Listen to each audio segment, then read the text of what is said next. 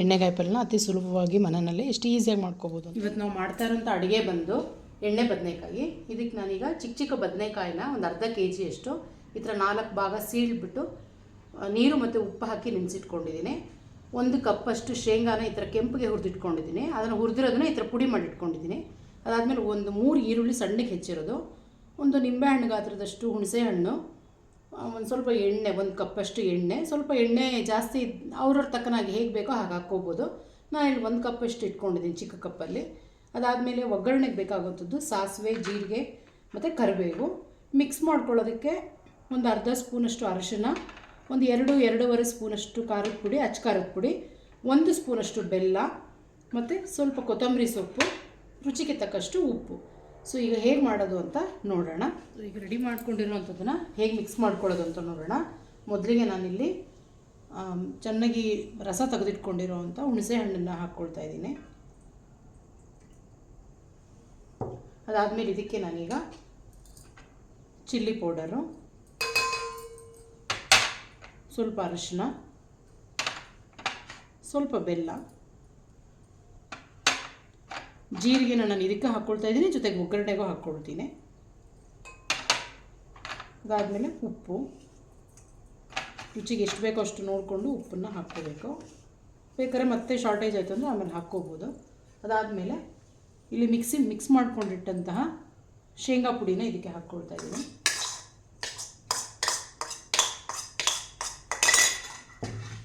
So ಇದೆಲ್ಲನೂ ಕೂಡ ಈಗ ಕ್ಲೀನಾಗಿ ಕೈಯಲ್ಲೇ ಮಿಕ್ಸ್ ಮಾಡ್ಕೋಬೇಕು, ಇಲ್ಲಾಂದರೆ ಅದು ಚೆನ್ನಾಗಿ ಬರೋದಿಲ್ಲ. ಈ ಥರ ಗಟ್ಟಿಯಾಗಿ ಮಿಕ್ಸ್ ಮಾಡಿ ಇಟ್ಕೋಬೇಕು ಇದನ್ನು. ಇದಕ್ಕೆ ಸ್ವಲ್ಪ ಕೊತ್ತಂಬರಿ ಸೊಪ್ಪನ್ನು ಹಾಕ್ಕೊಳ್ತಾ ಇದ್ದೀನಿ.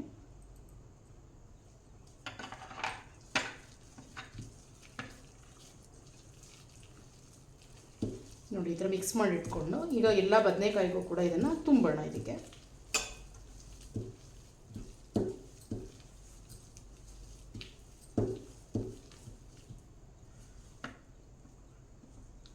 ಈ ಥರ ಮಿಕ್ಸ್ ಮಾಡಿ ಇಟ್ಕೊಂಡಿದ್ದೀನಿ. ಮೊದಲಿಗೆ ನಾನು ಗ್ಯಾಸ್ ಹಚ್ಕೊಂಡು ಸ್ವಲ್ಪ ಎಣ್ಣೆ ಹಾಕ್ಕೊಂಡು ಬದನೆಕಾಯಿನ ಸ್ವಲ್ಪ ಹುರ್ಕೊಳ್ಳೋಣ.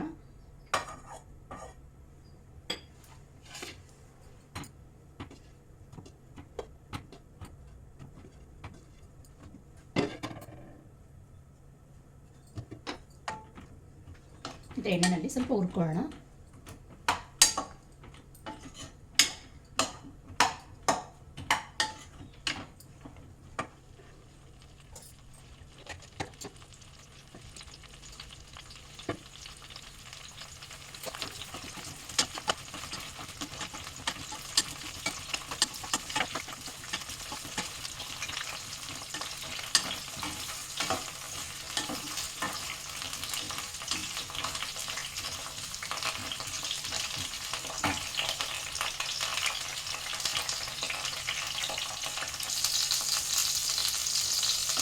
ನೋಡಿ, ಇಷ್ಟು ಸ್ವಲ್ಪ ಹುರ್ಕೊಂಡ್ರೆ ಸಾಕು. ಇಷ್ಟು ಹುರ್ಕೊಂಡು ಸ್ವಲ್ಪ ಆರಕ್ಕೆ ಬಿಡೋಣ. ಇದು ಆರಿದ್ಮೇಲೆ ಇದ್ರ ಒಳಗಡೆ ನಾವು ಮಿಕ್ಸ್ ಮಾಡ್ಕೊಂಡಿರೋಂಥ ಮಿಕ್ಸ್ನ ಇದಕ್ಕೆ ಸ್ಟಫಿಂಗ್ ಮಾಡೋಣ. ಸೊ ಈಗ ನಾನು ಗ್ಯಾಸ್ ಬಂದ್ ಮಾಡ್ತಾ ಇದ್ದೀನಿ. ಒಂದು 10 ನಿಮಿಷ ಇದನ್ನು ಆರೋದಕ್ಕೆ ಬಿಡೋಣ. ಅದನ್ನು ಈಗ ಇದು ಸ್ವಲ್ಪ ರೋಸ್ಟ್ ಆಗಿದೆ. ಇದರೊಳಗಡೆ ನಾವೀಗ ಮಿಕ್ಸ್ ಮಾಡ್ಕೊಂಡಿರೋಂಥ ಎಲ್ಲ ಸ್ಟಫಿಂಗ್ನು ಕೂಡ ಸ್ಟಫಿಂಗ್ ಮಾಡ್ಕೊಳ್ಳೋಣ. ಇದೊಂದು ಸತಿ ನೀಟಾಗಿ ಮಿಕ್ಸ್ ಮಾಡ್ಕೊಳ್ಳೋಣ. ಸ್ವಲ್ಪ ಇದು ಗಟ್ಟಿಯಾಗೇ ಇರಲಿ. ಎಲ್ಲ ಈ ಬದನೆಕಾಯಿಗೂ ಕೂಡ ಇವಾಗ ಎಲ್ಲನೂ ಕೂಡ ಮಿಕ್ಸ್ ಮಾಡ್ಕೊಳ್ಳೋಣ ನೀಟಾಗಿ.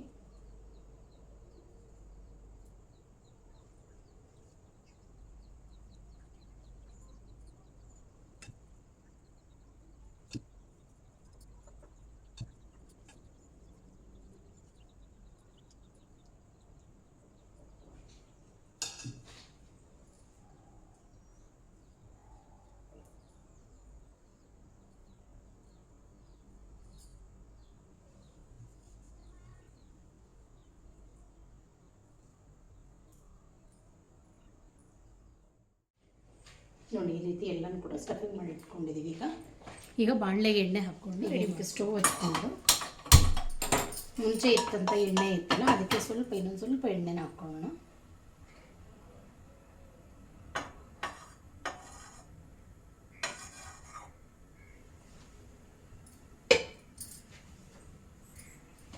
ಇದಕ್ಕೆ ನಾವೀಗ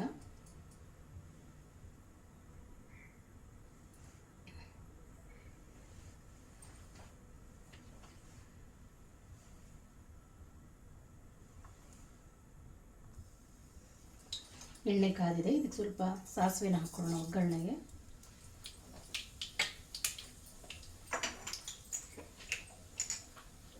ಸ್ವಲ್ಪ ಜೀರಿಗೆ ಹಾಕೊಳ್ಳೋಣ.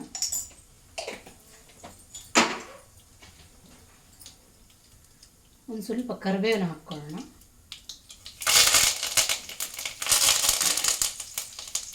ಇದು ಸಣ್ಣಗೆ ಹೆಚ್ಚಿಟ್ಕೊಂಡಿದ್ವಲ್ಲ ಈರುಳ್ಳಿನ ಹಾಕ್ಕೊಳ್ಳೋಣ. ಅದಕ್ಕೆ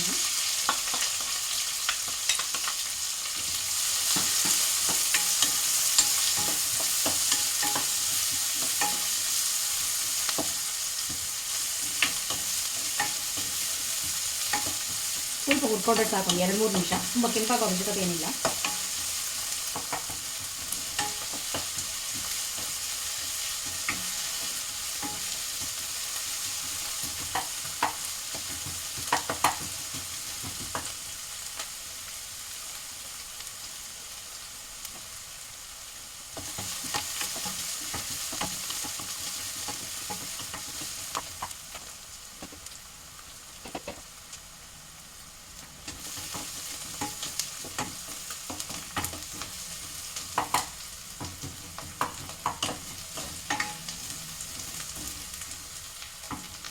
ನೋಡಿ, ಈಗ ಈರುಳ್ಳಿ ಆಗಿದೆ. ಈಗ ನಾವು ಮಿಕ್ಸ್ ಮಾಡ್ಕೊಂಡಿರೋವಂಥ ಸ್ಟಫಿಂಗ್ ಮಾಡಿದ್ವಲ್ಲ ಆ ಎಲ್ಲ ಬದನೆಕಾಳುಗಳನ್ನು ಕೂಡ ಇವಾಗ ಇದಕ್ಕೆ ಹಾಕ್ಕೊಳ್ಳೋಣ.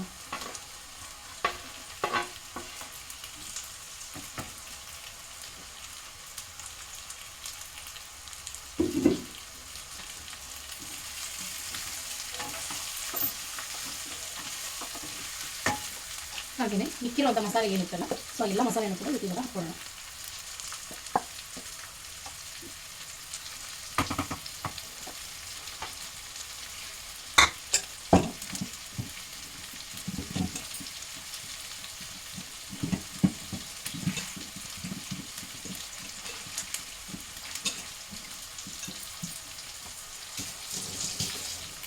ಅದ್ರ ಜೊತೆಗೆ ಸ್ವಲ್ಪ ಇದಕ್ಕೆ ಮಿಕ್ಸಿ ಮಾಡಿದಂಥ ನೀರು ಇರುತ್ತಲ್ಲ ಆ ನೀರನ್ನು ಕೂಡ ಇದಕ್ಕೆ ಹಾಕ್ಕೊಳ್ಳೋಣ.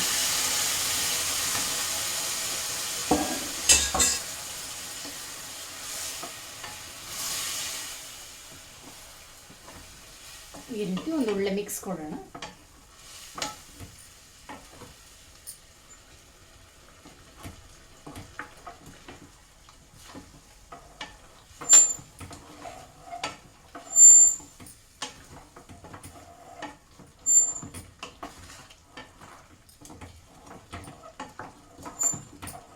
ಇಷ್ಟಕ್ಕೆ ಬೇಕಾದರೆ ಇದು ಮಾಡ್ಕೋಬೋದು, ಇಲ್ಲ ಇನ್ನು ಸ್ವಲ್ಪ ನೀರು ಬೇಕು ಅಂದರೂ ಕೂಡ ಹಾಕ್ಕೋಬೋದು. ನಾನಿನ್ನು ಸ್ವಲ್ಪ ಇದಕ್ಕೆ ನೀರು ಹಾಕ್ಕೊಳ್ತೀನಿ, ಏಕೆಂದರೆ ಬೇಯ್ತಾ ಇನ್ನು ಸ್ವಲ್ಪ ಗಟ್ಟಿ ಆಗತ್ತದು.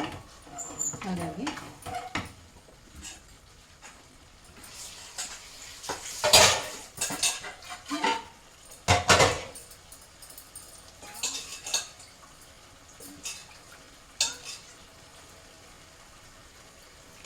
ಒಂದು ಅರ್ಧ ಲೋಟದಷ್ಟು ನೀರನ್ನ ಇದಕ್ಕೆ ನಾನು ಹಾಕ್ಕೊಂಡಿದ್ದೀನಿ. ನೋಡಿ ಯಾವ ರೀತಿ ಬರ್ತಾ ಇದೆ, ಎಷ್ಟು ಚೆನ್ನಾಗಿದೆ ಅಲ್ಲ.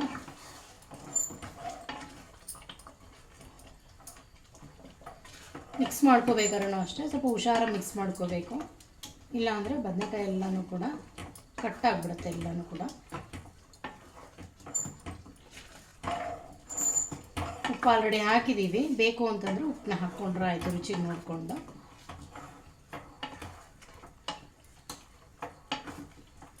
ಈಗ ಇದೊಂದು 10 ನಿಮಿಷ ಬೆಂದರೆ ಸಾಕು. ಒಂದು 5 ನಿಮಿಷ ಫಸ್ಟು ಮುಚ್ಚಿಡೋಣ ದೊಡ್ಡೂರಿನಲ್ಲಿಟ್ಟು.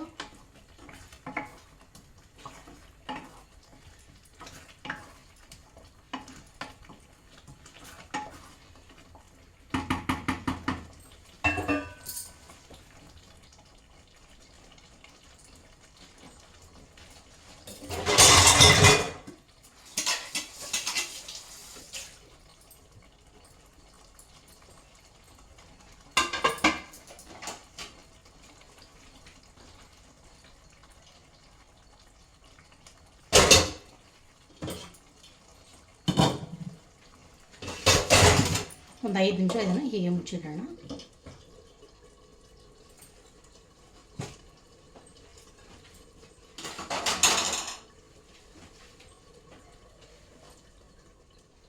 ಈಗ ಆಗಿದೆ, ನೋಡೋಣ ಒಂದು ಸರ್ತಿ.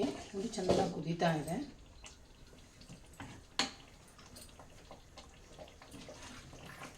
ನೋಡಿ ಕಲರ್ ಎಷ್ಟು ಚೆನ್ನಾಗಿ ಬಂದಿದೆ ಅಂತಿದೆ.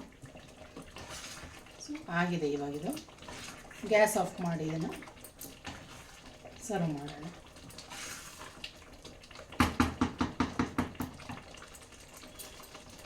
ನೋಡಿ ಈ ರೀತಿಯಾಗಿರೋವಂಥ ಎಣ್ಣೆಗಾಯಿ ಪಲ್ಯನ ಅತಿ ಸುಲಭವಾಗಿ ಮನೆಯಲ್ಲಿ ಎಷ್ಟು ಈಸಿಯಾಗಿ ಮಾಡ್ಕೋಬೋದು ಅಂತ ನೋಡಿದ್ರಲ್ಲ. ಮನೆಯಲ್ಲಿರುವಂಥ ಸ್ವಲ್ಪ ಇಂಗ್ರೀಡಿಯೆಂಟ್ಸಲ್ಲೇ ಇದನ್ನು ಮಾಡ್ಕೋಬೋದು. ಯಾವುದೇ ರುಬ್ಬುವಂಥ ಅವಶ್ಯಕತೆ ಇಲ್ಲ, ಏನಿಲ್ಲ. ನೋಡಿ ಈ ರೀತಿ ಚಪಾತಿ, ರೊಟ್ಟಿ, ಪೂರಿ, ದೋಸೆ ಎಲ್ಲದಕ್ಕೂ ಕೂಡ ಇದು ತುಂಬ ಚೆನ್ನಾಗಿರುತ್ತೆ.